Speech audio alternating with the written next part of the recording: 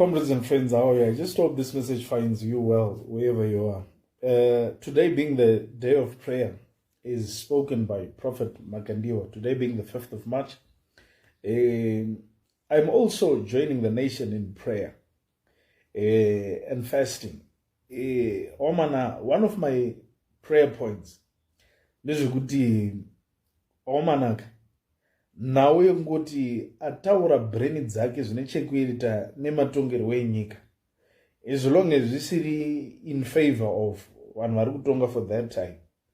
Munhu yeye anombunyikidzwa usungwa zvakaitwa nana Job Sikala zvinoitwa nana Blessed Mhlanga izvi. And you see, zvekuti munhu arageza andaura pfungwa dzake ototiza. That's not the Zimbabwe that we want.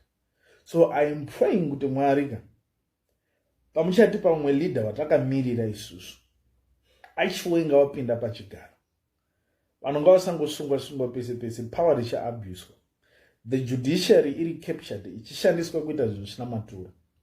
I'm just praying for the state of hospitals in Zimbabwe kuti Mwari tipewo mutungamiriri ane hanya, ane rudo nemwoyo wekunzwira, kuti hatingaiti nyika yekuti tinorasikirwa nevakadzi more than 50 every month vachisvika pakuparara vachibatsirwa giving birth muzvipatara musina zvikwanisiro, tichirasikirwa hundreds of people nenhau yekuti hatina macancer machines, kushayiwa x-ray machine muchipatara.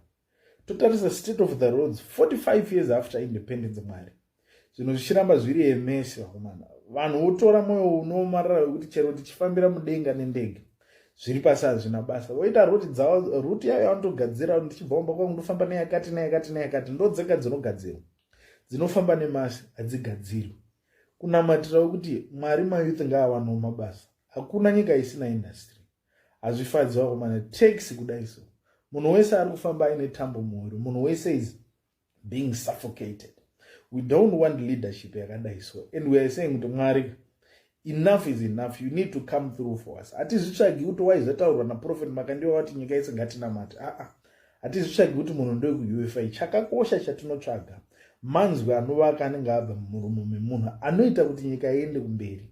And you see, because patasvika apa, honestly, we've prayed and prayed and prayed, but we're just saying at this point, one more time, Mwari, meet us as a nation at our point of need, and things need to change in this country, Mwari.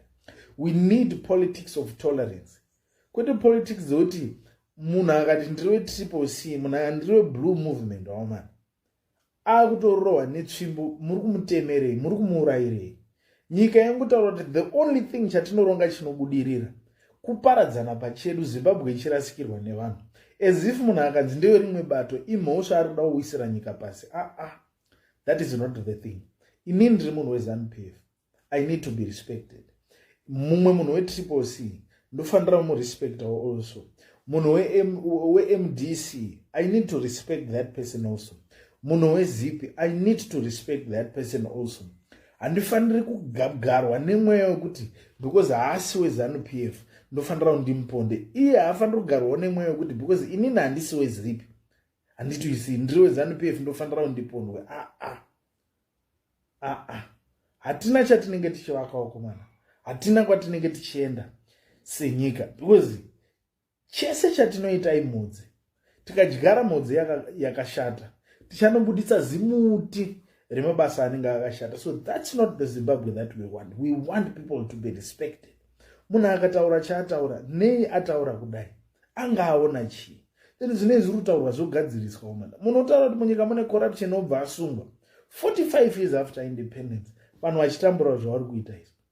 So this is what we are saying as a nation, kuti Mwari, enough is enough. Meet us at our point of need. Mutipo vatungamiriri vane rudo, vane hanya, vanoendesa nyika kumberi, vanoda kutiona takabatana maoko tichishanda tiri pamwe chete sevanhu veZimbabwe. Thank you so much.